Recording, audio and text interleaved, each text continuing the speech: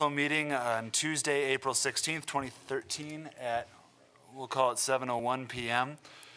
I want to welcome everyone and ask for confirmation of appropriate meeting notice. The agenda was posted at the Shaw Municipal Building, Dave's Ace Hardware, MIlton, Piggly Wiggly. Thank you. Again, I want to welcome everyone tonight. Pretty much everyone here is related to me. So I appreciate that. There won't be any cookies left for too long. Want to open it now to anyone who has questions or concerns that are not on the agenda.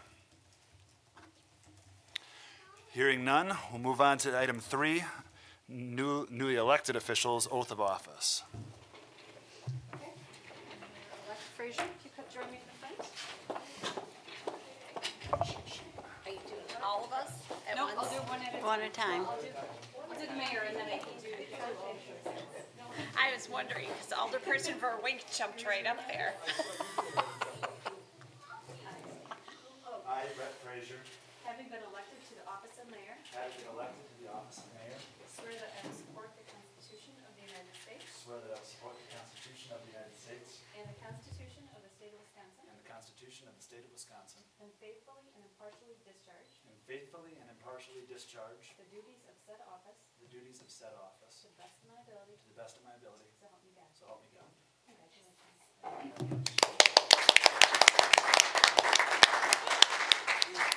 If it's okay, I'd like to have my family come up and just take a quick picture. Sure. If that's okay. Kids, you want to come up?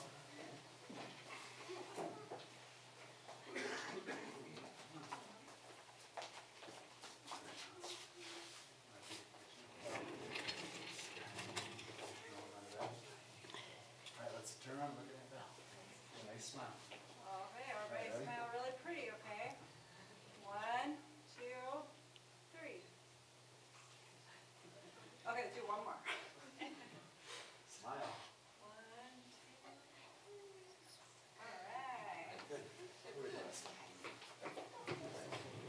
Bye, guys. You'll join me, please?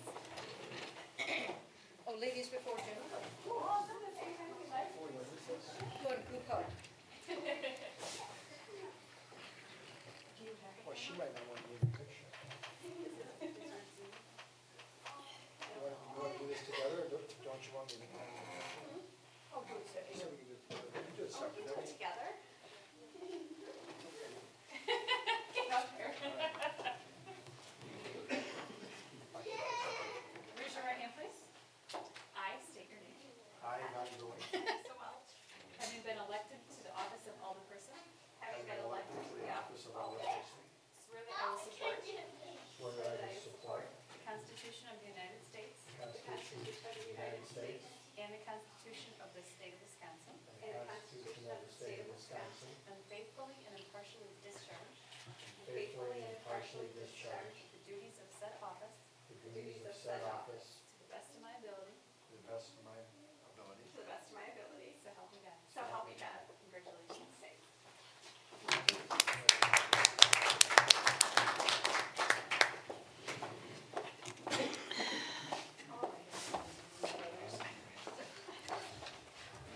We all survived that.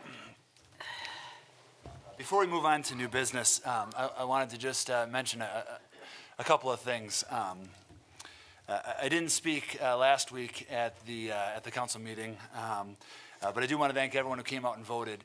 But most importantly, I want to thank Mayor Chesmore for his literally decades of service to our city. He served a couple of decades as a member of the fire department. He served just about another decade here in this chamber, including 4 years as mayor. Tom's a good man, and I've had a good time working with him for these past 4 years, learned a lot from him. And of course, he hasn't gone away, and I'm hoping he'll still be involved. But I didn't run for mayor because I thought there was anything wrong with Mayor Chesmore. I ran because I thought that I could meet some of the challenges of the times, but this city would have been just fine if Mayor Chesmore had been reelected. And I personally owe a debt of gratitude, and I think the entire city does, for the service that he's given to Milton, and it's an example that I hope to emulate. So I wanted to mention that.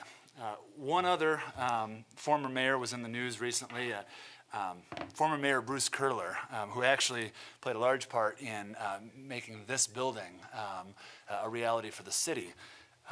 So I'd like to take a moment to remember Bruce Curler, former mayor, council member, and a Milton College professor.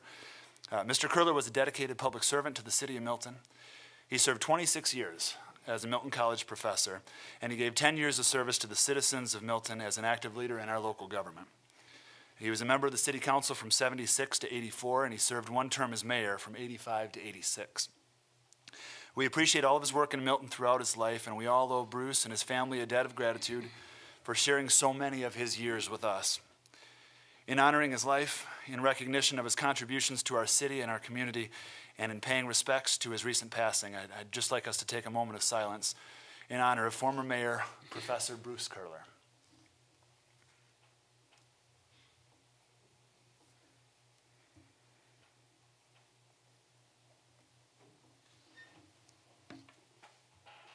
All right, thank you. Okay, we'll move on to item number 4, election of Common Council President. I'll go ahead and open the floor for nominations. I nominate Maxine. Nomination for Alderperson Striegel. Is there a second? Is there a second? All right, a motion and a second for Maxine Striegel. Are there any other nominations? Are there any other nominations? Are there any other nominations? Hearing none, I will close the nomination process. Are we required to take a vote then? Yes, we're looking for a motion to close the nominations and cast unanimous ballot for Alderman Maxine Striegel to serve as the common council president. Nomination to cast unanimous ballot for Maxine. Motion by Alderperson Lauder. Do I have a second? Motion by Alderperson Lauder, seconded by Alderman Verwink to close nominations and cast unanimous votes for Alderperson Striegel to become council president. Any further discussion? All those in favor signify by saying aye. Aye. Opposed? Motion carries. Congratulations. We'll move on to item 5, the consent agenda. Do I have a motion? For the consent agenda? Second. Motion and a second to approve the consent agenda. Is there any further discussion? All those in favor? Aye. Opposed? Motion carries. Number 6, new business. We're going to move item C up to item A and the inverse with item A. So we'll start with discussion and possible action regarding the alderperson vacancy on the Common Council. Just one second here.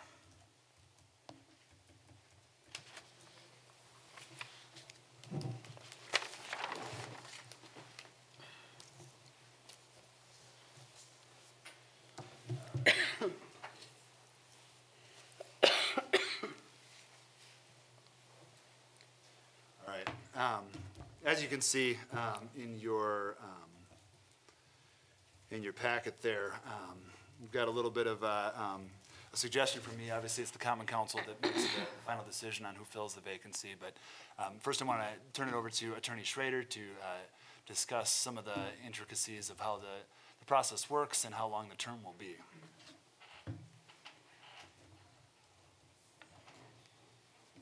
Yeah, since the mayor has also been elected to the position alderperson, he's declining to accept that position. Having accepted the position of mayor, the position of alderperson is now open, and although it's a 2-year term, and the successor is appointed by the Common Council. Statute provides that where the vacancy in the alderperson's position occurs before December 1st, then the term runs until the following April and then is filled by special election until until the next April when there's the regular election. And so this council will then, at this time, be determining whether to appoint someone to that position to fill that vacancy, and if so, who that would be. And as the mayor indicated, it's up to the council. The council can determine exactly how it wants to proceed, but I would suggest a normal procedure would be similar to what you just followed with the appointment of the council president, and that the floor would be open for nominations, and then the common council would vote on who would be appropriate to fill that position for the next year until the next election in the spring.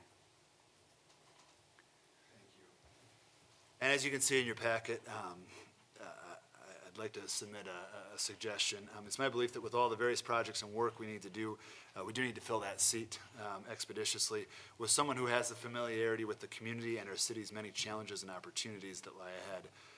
I did speak with current Milton District Interim Superintendent Teresa Roosh and asked if she would be willing to serve on the council in the vacant position, and she has indicated that she would, if that's something that the council would like to accept. She's been a longtime Milton resident. She's an active community leader. She serves on our plan commission. She's been an elementary school principal for several years. She's very familiar with the budgeting process, limited resources, allocation of those resources, and I think she would be a strong addition to an already strong council. So with that, I'll open the floor for nominations to fill the vacant council seat. To recommend appointment of Teresa Roosh to the vacant city council seat. I'll second it. Motion and a second for Teresa Roosh. I would like to discuss the fact that this is an unusual circumstance. And should it come to happen in the future that the mayor appoints, or excuse me, the mayor has an alder open, I would like to have the request come before the council, before that person is put on the committees. Sure. And so that the committees are not filled with the pre-selected person. I do not find fault with the choice, I find fault with the procedure. It is an unusual situation, and unfortunately, we had to, in order to fill the committees, we have to do that now. The committees start with their new cycle. And so should this happen again, I would like that to be delayed for one session, one meeting. Well, the process, though, I made a motion to accept his nomination. The process is there to nominate other people and have a discussion here, so that opportunity is there before we vote on. I understand what you're saying, and I also see that it was predetermined and published in the note in the minutes. I think what Nancy is saying, we all think Teresa's an excellent choice. Which, you know, I think she should be nominated tonight, but I just think she would like the council to have some input. Is that what The you- council is missing the input part. This is that part. Are there any other nominations? Don't we have to vote on the nomination in the second of, or how does this go? No, at this, just similar to what you did with the council president position, at this time, the floor is open for accepting nominations for the position. So there's been motion second to nominate Teresa Roosh. And so now the floor is still open for further nominations for the position of the alderperson. And once all the nominations have been made and there are no more nominations, that will then be, the nominations will be, motion second to close nominations, and then there will be a vote on which of the nominees would be elected to fill the position. Okay. Are there any other nominations? Are there any other nominations? Are there any other nominations? Hearing none, I'll close the nomination process. Can you read back that motion that you'd like us to do? Move to recommend the appointment of Teresa Roosh to the alderperson vacancy to serve a one-year term on common council. Request to be an unanimous ballot. Motion to that effect? That was his. This would be to close the nominations and cast the unanimous ballot for Teresa to serve. It's kind of a two-part. Okay, I'll make a motion to close the nomination. Would it be also to cast unanimous ballot for Teresa Roosh to Yes, serve? yeah, this ballot. Thank you. Motion, do I have a second? Motion and a second, second by Alderperson Striegel. Any further discussion? All those in favor signify by saying aye. Aye. Opposed? Motion carries. Thank you very much. Need to do an oath of office then? Yes. All right. Would you like to come up and take your oath of office?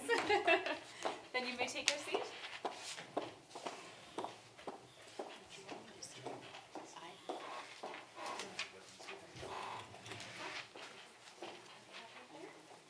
Raise your right hand, please. I, Teresa Roosh, having been elected to the office of alderperson, swear that I will support the Constitution of the United States and the Constitution of the State of Wisconsin, and faithfully and impartially discharge the duties of said office. You're gonna have to be. You got it.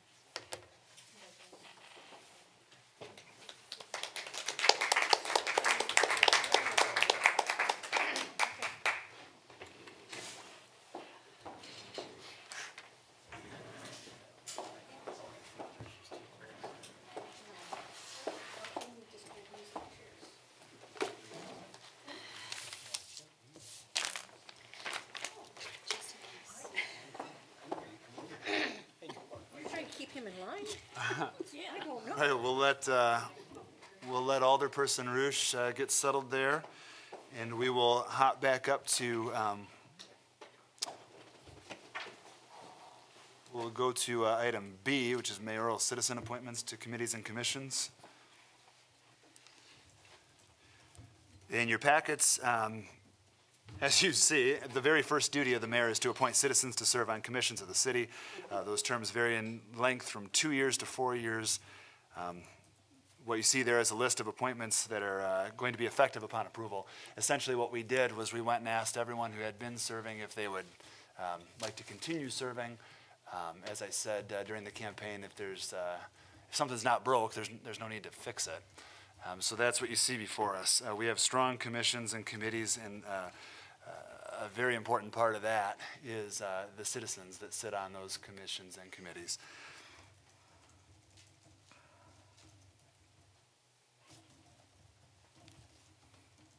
If you've had a chance to review that, a motion to approve the appointments of the citizens to the committees and commissions of the city of Milton would be in order. I'll make a motion to approve committees for yourself.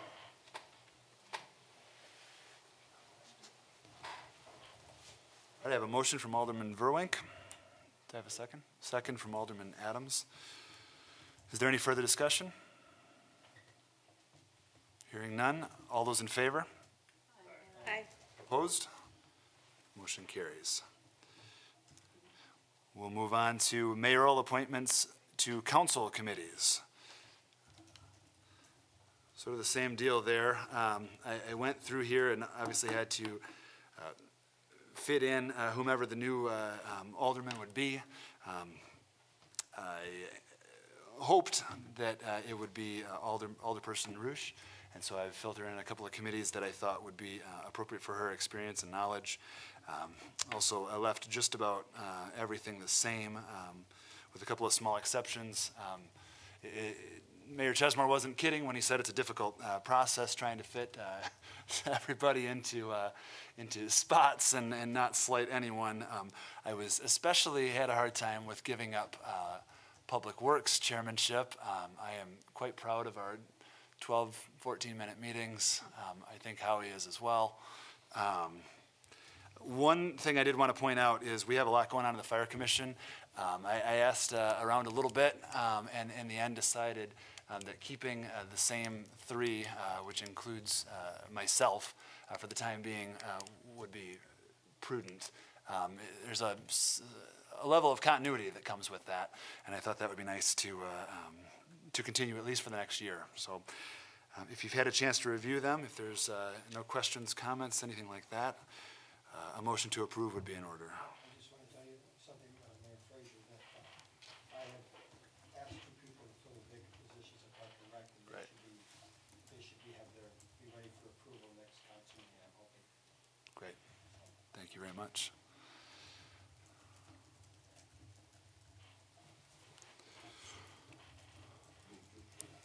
Mayor appoints to call the committees. I'll second it. Motion and a second to approve the appointments. Any further discussion? Hearing none, all those in favor? Aye. Opposed? Motion carries. Item D, discussion and possible action regarding 2012 annual Milton Police Department report.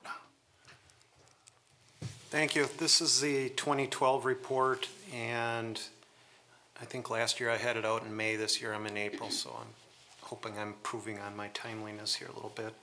And one thing that I wanted to highlight was I'm proud of the work we're doing in the police department. I think the officers are very proactive and have developed an attitude of community involvement, and it's been embraced by officers and staff from top to bottom. We do average about 654 calls for service a month, and when I'm saying calls for service, that's what computer dispatch tells us we get for calls. And that could be anything from assist a citizen to following up, an officer going out on a follow-up on a certain issue, a burglary, a kid complaint, a parking complaint. It's anything and everything under the sun is our calls for service. They're not necessarily just a crime being committed. They could be us stopping at the station to talk to someone about a neighbor dispute or something like that. So it's anything and everything. So we get about 654 calls for service a month, about 22 calls for service a day. About 2% of those calls actually result in a criminal arrest, and about 10% in a citation being issued, which is a pretty good statistic, because it means that officers aren't just going out and taking enforcement action. They're looking for voluntary compliance, and only when absolutely necessary are we taking actions such as writing a ticket or arresting someone and taking them to jail. Our calls for service did drop about 1,000 from last year. I think that was 2 years in a row that calls for service had dropped what I consider to be significantly, and if it was all crimes that had dropped by that much, I would have thought that was a good thing, because that means we're a safer community. But as it turns out, crimes have remained relatively stable, maybe a little less this year. And what dropped was by 1,000 was our security checks, and security checks are normally done by third shift officers, which means they get out and open doors, well, attempt to open doors, check for breakings, enterings, various signs of burglary, or open doors that need to be secured by the homeowner or the business owner. So I checked with third shift, and basically one of the things that changed was they were checking out on Merchant Row with one security check this past year, instead of going up and down and documenting 7 security checks. They were doing 1 security check for that whole time they called out. And also went and looked and saw that we had over 300 more traffic stops last year, which means that they're being more proactive, getting in touch with more citizens, and hopefully enforcing our traffic laws and looking for those that are out there doing things that shouldn't be. We also had 42 more foot patrols last year, which is encouraging. I want people to park their cars, get out and walk around and meet people and talk to people and get information when possible. And we also had double the code enforcement calls that we did the year before. So I think all of those things put together reflect why we would have less calls for service this year. However, I am going to encourage our officers on all 3 shifts, nights and weekends, to be more proactive and do more security checks, because instead of sitting in your car and just waiting for something to come your way, I want people working for their full 8 hours, and I think it's not too much to ask for all shifts to be doing security checks. A few other things that I wanted to note was Officer Laura Hauser, who does our code enforcement, had 103 calls for service in 2012. That's more than double. So I believe that means that she's been more proactive and out there more with the citizenry, trying to enforce our codes and ordinances and making sure that people are in compliance.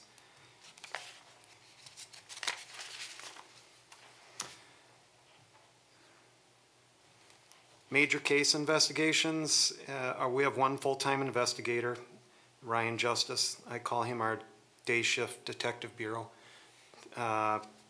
He had 63 felony cases he investigated in 2012. This is up from 45 felony cases in 2011.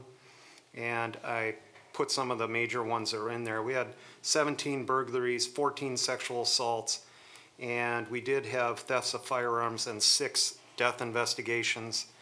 The death investigations involved natural deaths and drug overdose. We did solve the high school burglary and a couple of other burglaries and car break-ins, which led to the recovery of some weapons and some of the, well, I think all of the laptops that were stolen from the burglary at the high school. Our calls for domestic abuse pretty much stayed the same, so that's good. It went up 3.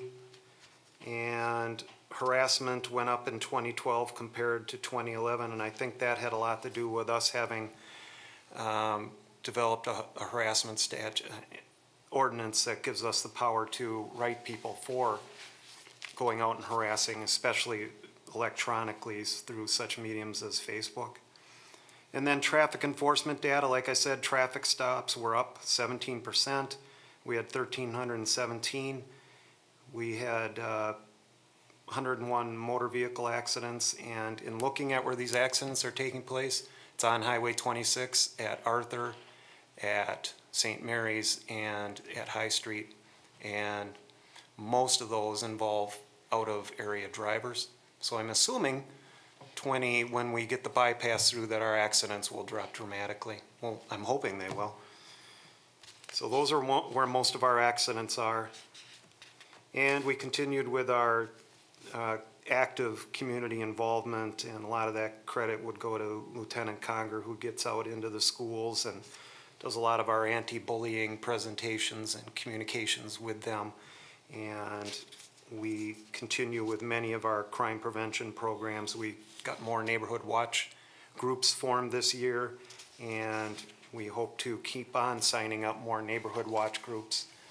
As you can see, the burglaries aren't going to go away unless we get active citizen involvement. Accountability to our citizens, I get very few complaints, formal complaints about officers.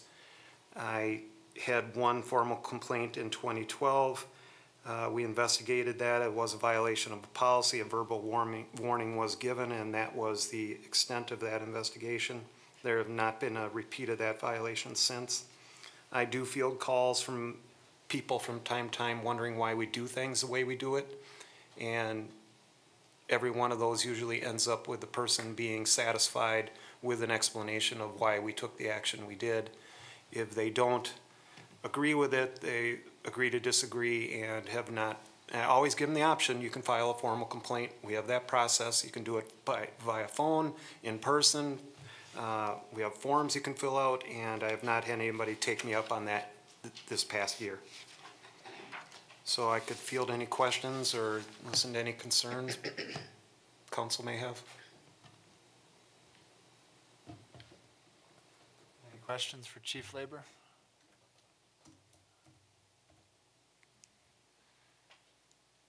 Well, I appreciate the report. That's the department has come a heck of a long way in the last handful of years, and that's not by accident. So thank you for that report. Obviously, we got a little bit of work to do, or we need to become a copper-free city, one or the other. Plastic fights Right, that's, we'll get to the bottom of it.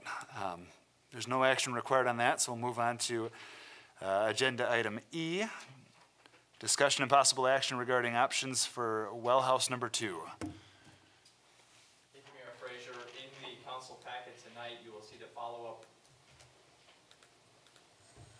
You will see the follow-up from the April 2nd council meeting, whereby the council authorized us to provide direction and options related to well house number 2. Well house number 2 is the well house that is on Parkview Drive at High Street.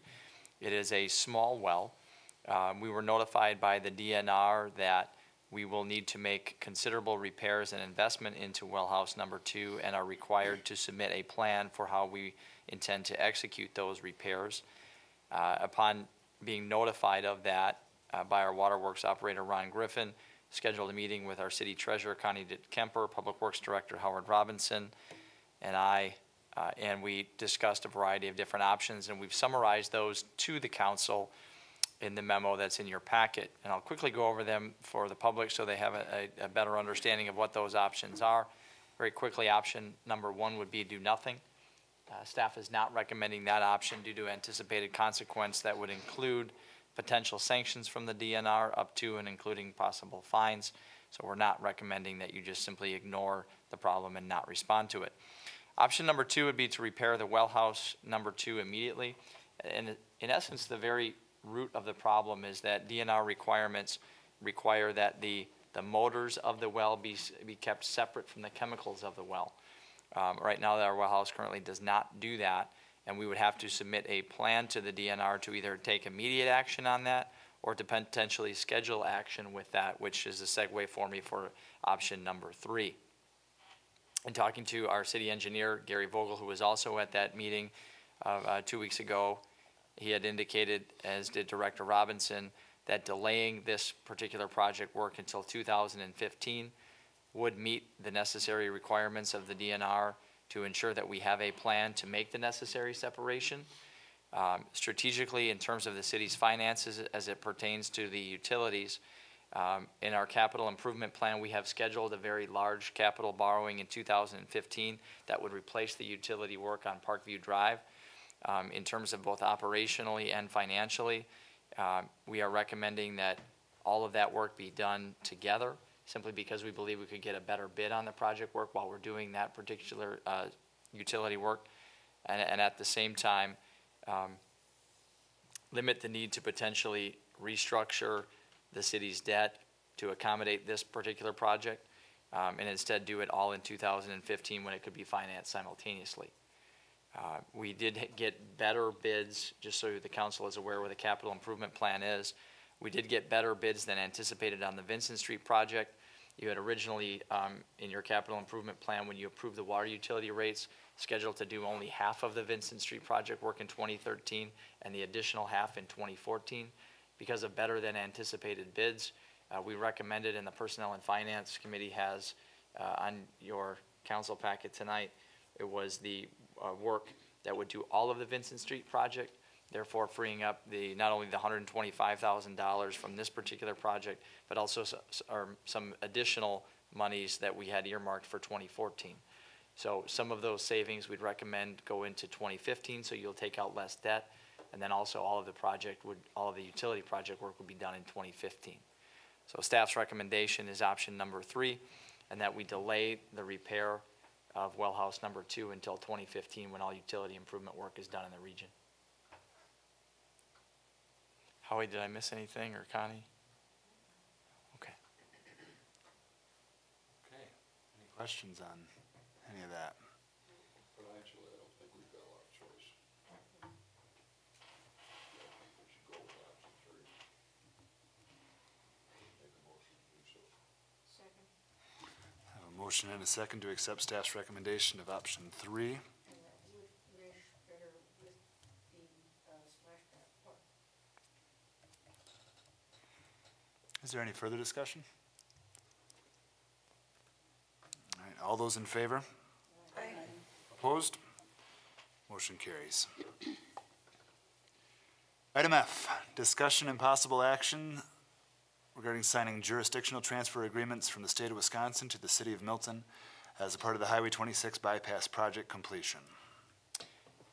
Thank you, Mr. Mayor. This is a agenda item that you will likely see on not only this agenda, but future ones as well. As part of the completion of the bypass project, the state of Wisconsin will be relinquishing their roadways in what the process is that is referred to as jurisdictional transfer agreements. So these parts of the roadways are parts of the roadways that are currently owned and maintained by the state and then will be given back to the city for their maintenance. So the descriptions of the roadways are in your packet. We've had discussions with Director Robinson, myself, and John Jenkins from the Department of Transportation. What this does is, in essence, it gives this road back to the city upon completion of the Highway 26 bypass project. In particular, these ones are the old 59. And that becomes a city street upon completion. And then a segment of Highway 26, as it currently exists, which is a state highway, comes back. So these are not the discussions that we're currently having with the town. These are just exclusively between the city and the state. Staff is recommending the authorization to execute those jurisdictional transfer agreements. Move to approve the request for jurisdictional transfers on Highway 26 bypass. Motion and a second. Any further discussion? All those in favor? Aye. Opposed? Motion carries. Item G, ordinance 375, speed limit on Vincent Street. This is a request to approve the first reading, waive the second and third readings, and adopt ordinance 375. And this came through the Public Safety Committee. It has to do with the speed limit on Vincent Street, south of East High Street and to John Paul. We received requests from citizens that the 25-mile-an-hour speed limit along there is way too slow, and we agreed with that. And also talked to Howie from DPW, and he agreed. It's rural, and there are no businesses or residences along that stretch.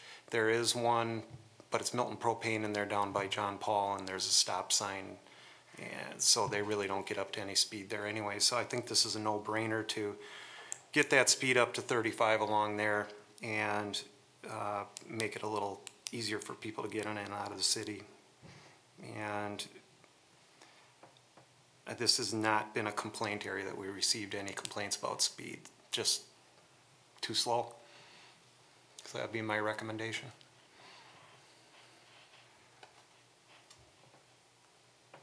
Okay. Can I just take a minute to, I can't picture where this is exactly. Dog park. Dog park. Yeah, Is it only the dog park, or is it where that bike trail and horse trail is too? Is that gonna be 35? That's there at that stop sign, the stop signs that go east, that are at the east and west sides. But the trail runs north and south, and so does Vincent Street, so they don't intersect. So does this start at that nasty corner by the dog park and go? No. Starts at the cemetery or something. North and south. Past the cemetery. Yeah, at the cemetery intersection. It used to be Benolde, that's now East High. Yeah. If you keep renaming roads, you confuse me. Oh, that's why I couldn't figure it out. It's, I know, that's what I was it's thinking. basically the area, the west side of the dog park, From the corner of the dog park to the, like, down to John Paul. It's the Okay. intersection of D Denters out to Milton. okay. Would it be faster just to go there? Yes. Quick? No, but if you rename the roads, you confuse me mightily. There are no businesses or residents. There is the trail, that trailhead that starts there, but Yeah. it does not intersect with Vincent. Okay. Why do we have to go 35 there? I mean, where are we in such a rush to get to it? I'm not in a rush. I go 25, but it was a request from residents. There's railroad crossing. Runaway dogs were going faster than the cars and so forth. I'm just a little bit nervous about increasing speed limits around the dog park. I would be But it's too. not by the dog park. It's by the It's- fenced far end. It's yeah. not by where, It's really in The dog park doesn't come to. a country road, doesn't- really. it's not really there. You can see a dog if you look real hard. I'm not generally in favor of raising speed limits either, but this one really, I don't see any reason not to. Okay. I have a recommended action here from the chief to approve first waive, second and third, and adopt to raise the speed limit on Vincent Street in that stretch from 25 to 35. Do I have a motion? I'll make that motion to do what he just said. Artfully said on the motion and the second. Any further discussion? All those in favor? Aye. Opposed? Motion carries. Item H, part of the amended agenda, discussion and possible action on Phase 2 hotel recruitment plan with IDM. Thank you, Mr. Mayor. I'd ask the council members, if they can, please refer to page 19 of the 41 in your packets.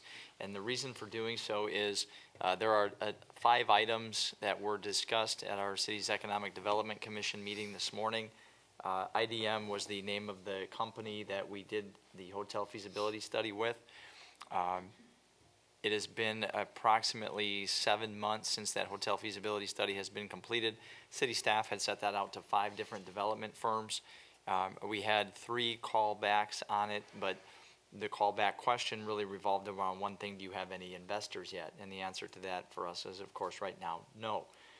It does stand to be approximately an $8 million project that we're earmarking for a 4-acre parcel of city-owned property in our industrial park. The reason why we did the study in partnership with our Chamber of Commerce was to ensure that as we're kind of shaping that vision along the 2659 corridor, that we don't sell that piece of property to another business that might be interested in it prior to ensuring that either we will be able to or definitively maybe won't be able to get a hotel there. The information in the hotel feasibility study, if not kept up to date, risks going stale. And I know one of the things in talking to many of you on the council is that when we do a study, we want to make sure that we utilize that information because we've used the people's money to pay for that study, to pay for that good information. The Economic Development Commission, after discussions today, is recommending that we proceed with item number 1, taking an incremental approach, which that is the market analysis update for a cost not to exceed $3,500. And then when that information comes back, that be shared with the Economic Development Commission and you folks, and then you make a determination how much further you want to go with items number 2, 3, 4, and 5.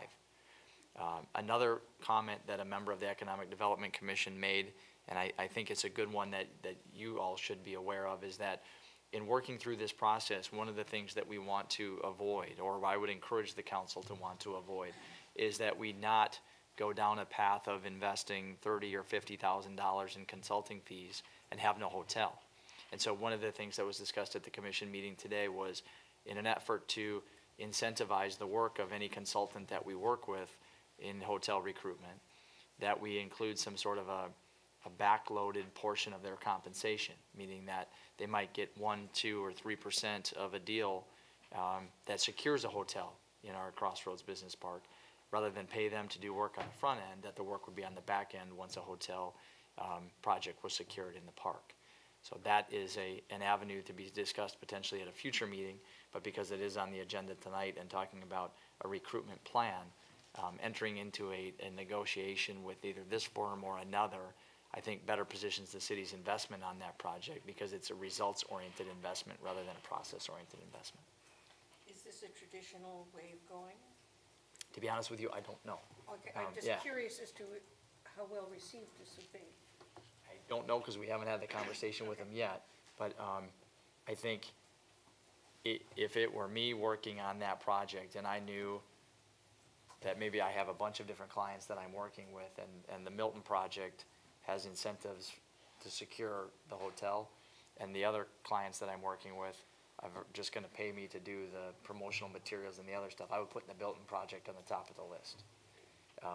And I think what that could potentially do is elevate us in their work and their energies and their efforts if there were financial incentives for them to do so, kind of like a real estate broker, if you will. There are times I just have this taste of blackmail in some of these ongoing fees, yes. Mm-hmm. Right, but I think, Nancy, too, one of the reasons we talked about this, I think it's important that we recruit a hotel to get one here as soon as we can, because I think once the interstate project goes through, and we start work there, it's gonna bring a lot of traffic this way, and I think people will use that hotel, and it's important that it gets good success early. The sooner the better. The sooner the better. So if we can create incentive to get it earlier, I think it's gonna be it'd be better for all of us. Now, is there an expected time frame between when a hotel says, we're interested, and when the building starts? I would imagine a deal of this size and scope would take anywhere from the very minimal 6 months to the very maximum could be a year to 18 months, depending on how long it takes us to get the equity investors, how long the branding, the franchise takes to get here, all those sorts of things. So it really, I think it will depend on the company that we end up working with, and then their ability to facilitate. Now, you all folks can move very, very rapidly through the permitting process, site plan, plan commissions, all those sorts of things. The challenge will be, that I see, is securing the investors to buy into the project. That seems to be the biggest obstacle that we experience when we have the conversations with the various franchise firms that call us, say, you have land, right? Yep, we have land. Okay, do you have investors? And right now, the answer to that question is no, so we have to aggressively seek that. We have to seek people who will believe in the project and invest in it. And the IDM has a short list of potential investors? They have a network, and they are going to propose business plans and the development of marketing materials, because right now we have a hotel feasibility study that we paid $15,000 for, and we show that to people. Mm-hmm. And those firms look at it, but we're not, we don't have pictures of the land, we don't have how it impacts on the interchange. I mean, there's narrative to that document, and that document itself is about 94 pages in length. So, I mean, they quickly go to the pro formas, they look at all the information, and then they ask us if we have people who want to invest, and the answer right now is no. So they don't, the development firms at this particular point don't leverage all the investment. They seek to have who's locally in, who are the other people that might be involved in a project like that. I'll jump in quick. I'm concerned, what you're describing is paying the extra $3,500 to update the market data, right? The rents and the hotel, essentially the last third of that booklet. I'm concerned that doesn't get us any closer to land. It gives us fresh information, but we could also get that, once we've got a fish on the line. I'm a little bit concerned that we're spending that $3,500 and not really having any deliverable except more information that we, already basically have. The market's changed a bit, but not a lot. The inventory in this market and along that corridor has probably changed almost not at all, with the possible exception of a couple of properties, perhaps lowering their rates. I think maybe it's up to the council, but I guess what I'd rather see us do is have a pretty heartfelt conversation with IDM. And say, hey, here's the expectations. We want to get a hotel. Are you that group who can help us do it? If you can't, no hard feelings. But a brochure with pictures, I don't think it's going to get us there either. It's going to be those personal connections and some of that legwork on the ground. I honestly think that IDM is always going to say, oh, but of course, dear. And so I'm finding that might not get the answer or the comparatively clear answer that you're looking for. Well, are we responsible for getting investors? Is that what IDM expects of us? And how does one go about that? It is all brand new to us at the staff level. So we took the information, at the staff level, Inga and I have made phone calls, we've done emails to Marriott, to Hilton, to all those other groups, and we get connected with an economic development person. Wyndham is the group that we got the farthest with. They engaged us in a dialogue, and then it ended up with who would invest, who would do this. And we talked to local bank presidents, and because of what's happened in the market, it's very, very hard to get investors. The Janesville hotel market regionally has not had a lot of success, and even though the data that we shared with them in that study shows that we believe there would be success, and an independent consultant says that there would be success, Fort Atkinson's hotel, very, very successful. Some of the Janesville ones, receivership, bankruptcy, a lot of challenges. So to answer your question, yes, they do expect us to come up with the investors. Who did Fort Atkinson get for investors for theirs? I do not know. Well, they have little money, like President Jones and Max and other. But does the Janesville Economic Group have suggestions as to how to approach that? Have you asked them? Like groups like Forward Janesville and others. Or Otterstein? County 5-0. James Otterstein told us that we would be challenged to find investors in this market, given what's happened regionally. The Evansville experience. I did talk to their city administrator because it's a comparable. When I have a conversation with Janesville, it's a little bit of a different market. It's a different market. Okay, so with Evansville, how? Good luck is what they said. Okay. And good luck and good fortune is how they got it. Unfortunately, they've also experienced dramatic financial challenges. Cobblestone and the investor that came in is no longer the investor who owns that hotel today. And so someone was looking to get out of that relationship very rapidly, and someone else was willing to step in because the price was right. It's very uncharted territory for the small municipality to work through it, or at least from our staff's experience, which is why we're encouraging the assistance of another firm. Well, Fort is a bigger city, but how did they succeed? But Evansville has a whole different traffic flow. They don't have people coming off the interstate late at night, which is where you get, a lot of times you get, 5, 10 people stopping. Just because of. Well, are we gonna have the NCAA part of that tournament at the Kohl Center next year? I think we are.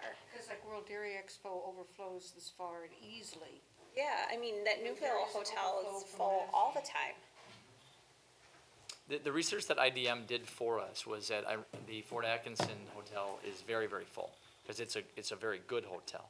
And one of the challenges that they indicated in the Janesville market was that because a lack of perpetual investment had been made in many of Janesville hotels, that people weren't staying there, and they were staying at nicer hotels. And so that's why in their executive summary, they talk about if a select service nice hotel was made in Milton, we would get that. One of the reasons that there's a sense of urgency, and there's many, but that if investors start investing in Janesville hotels and making them better, that would diminish the chance of success for a Milton hotel. So I'm encouraging the Economic Development Commission and this council to be active in its Phase 2 recruitment efforts.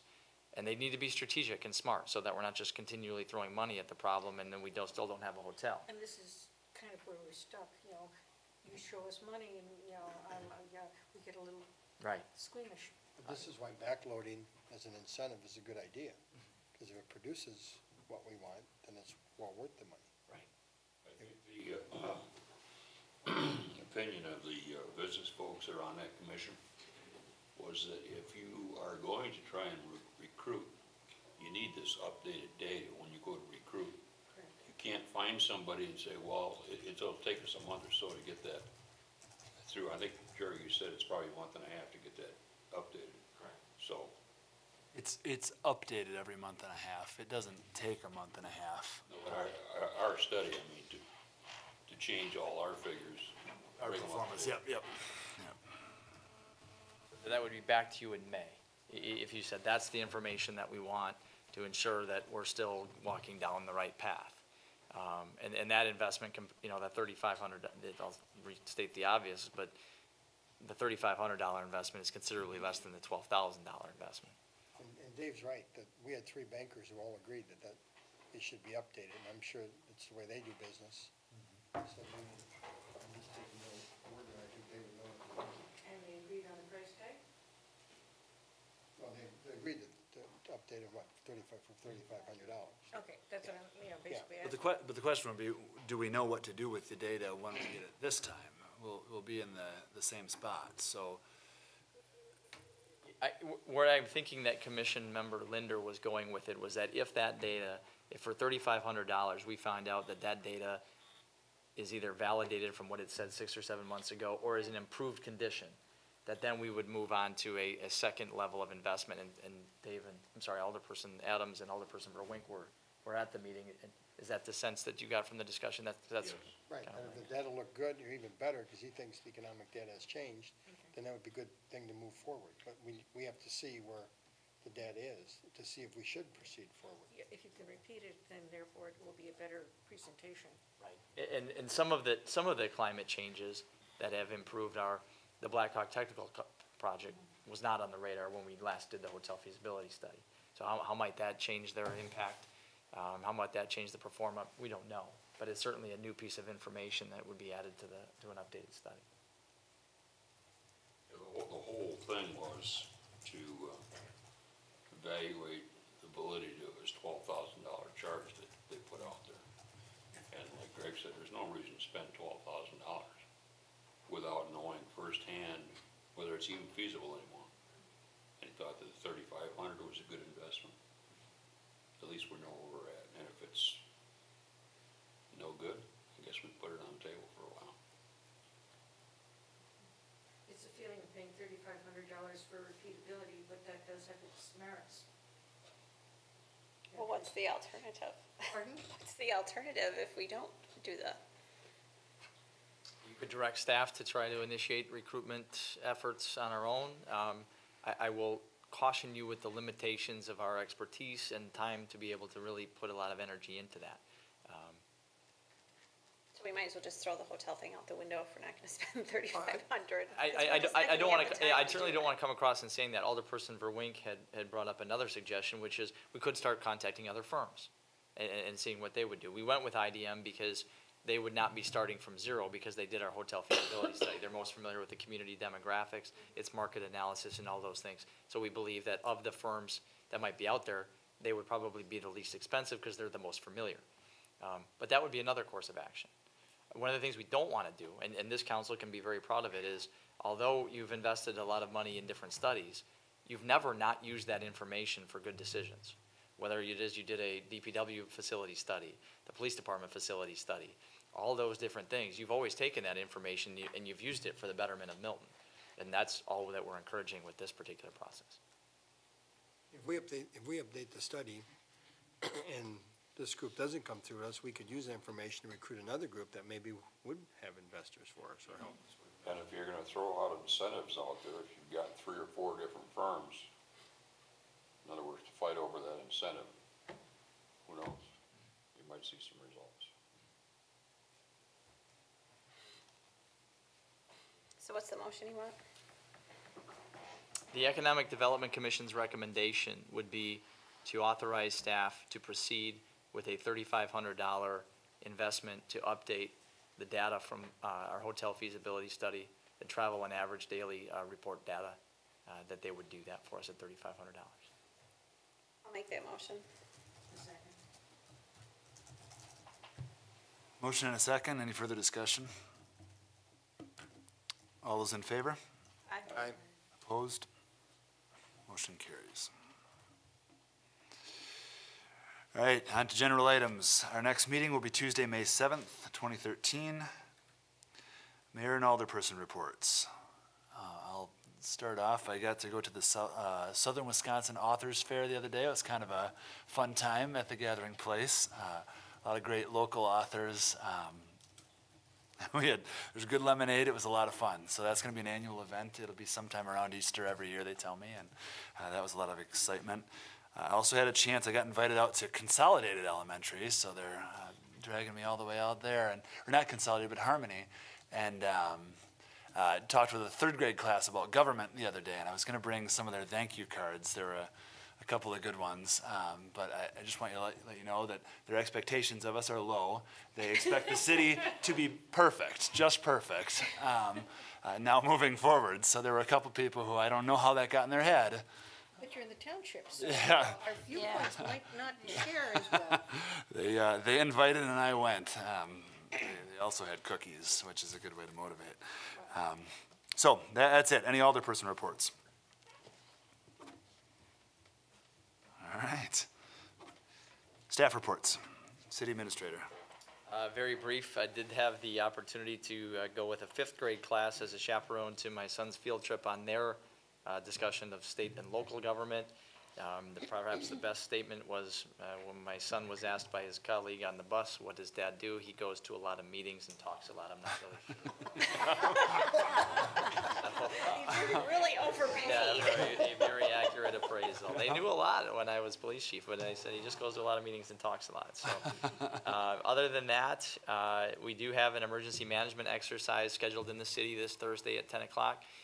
Chief Labor and Director Robinson's department, as well as the Rock County Sheriff's Office, members of their emergency management, and the School District of MIlton will be participating in our ongoing efforts to ensure our department's capacity to respond to critical incidents.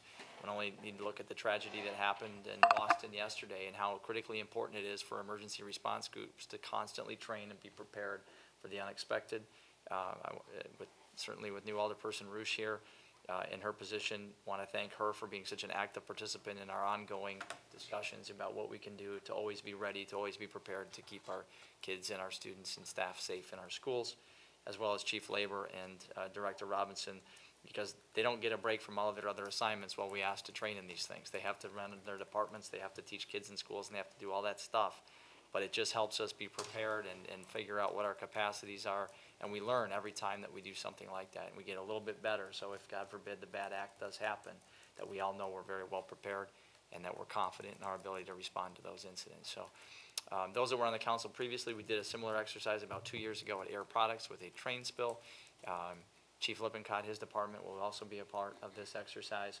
So from about 10 until 11 in the morning over by the high school, we will be doing an all call out to residents to remind them to just kind of stay away from the area, and also to make sure that they're aware that they know that it is a training exercise so that the community is not alerted to that, or is alerted to that it is training and training only. That's it. All right. Thank you. Public Works. Splash Park started today for construction, and contractor's supposed to be there May 1st. We're doing the city stuff first. Trees, brush, yard waste is till the end of the month. There's a dog park cleanup this Saturday at 10 o'clock, and the YMCA started their footings today. Police Department. The first of our 2 in-squad video cameras was installed today, and the other one will be installed next week. So pretty soon we'll be able to record the people we're pulling over and video and audio, and we'll also have audio capabilities up to 1,000 feet away from the squad car. That's it. Nobody here from Library, nobody here from Joint Fire. City Clerk. Just a reminder, the dog and cat licenses were due on April 1st. Now for renewals, there's a $10 late fee per animal. And also last week, Chief Labor and I held the annual alcohol license meeting. That was, we conducted for the license holders in the city, all the gas stations and the liquor store, grocery store, and all the bars and restaurants, and that was attended 100%. So the turnout was really good, yeah. Apparently I'm doing something right, so. I think it's Chief Steve Dunn that has that one. Yeah. Maybe.